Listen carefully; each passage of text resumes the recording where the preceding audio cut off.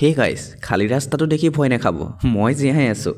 আৰু আজি 2024 চনৰ শেষৰটো ভিডিঅ' আপোনালোকলৈ বুলি আগবঢ়াব আহিলোঁ। কাৰণ এই চনটোৱে মোক বহুত কিবা কিবি দিছে। ক'বলৈ গ'লে দেখোন আপোনালোকৰ মৰমতে এই চেনেলটোৱে মনিটাইজেশ্যন হৈছিল। বাৰু যি নহওক, ব'লক আজি আপোনালোকক এটা স্পেচিয়েল ডিছ দেখাওঁ।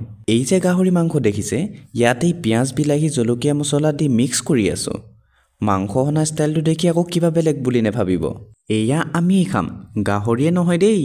বাৰু এই ডিছটো বনাবলৈ পোনপ্ৰথমেই আপোনালোকৰ একো অৱদান নথকাকৈয়ে ডাঙৰ হোৱা এজোপা বাঁহ গছৰ পৰা এডাল কোমলীয়া চাই বাঁহ গছ কাটি ল'ব আৰু একুৰা জুই জ্বলাই তাত ধুনীয়াকৈ কেইডালমান কাঠখৰি দি দিব।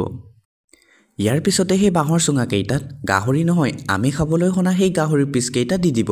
তাৰ পিছতেই হাউট কৰি এনেকুৱা গছৰ ডাল এটা ভাঙি আনিব। এই ৰ'ব, এইটো আকৌ নৰ্মেল গছৰ ডাল নহয় দেই। এইটো হৈছে মিচিং জনগোষ্ঠীৰ এটা ট্ৰেডিশ্যনেল ফুডৰ অপৰিহাৰ্য গছৰ ডাল। তাৰ পিছতে এই বাঁহৰ চুঙাকেইটাৰ মুখত এই গছৰ ডালৰ পাতকেইটাই সোপা মাৰি দিয়ক। 1 ঘণ্টামান কম জুইৰ ওপৰত এই বাঁহৰ চুঙাকেইটা ধুনীয়াকৈ সিজাই লওক।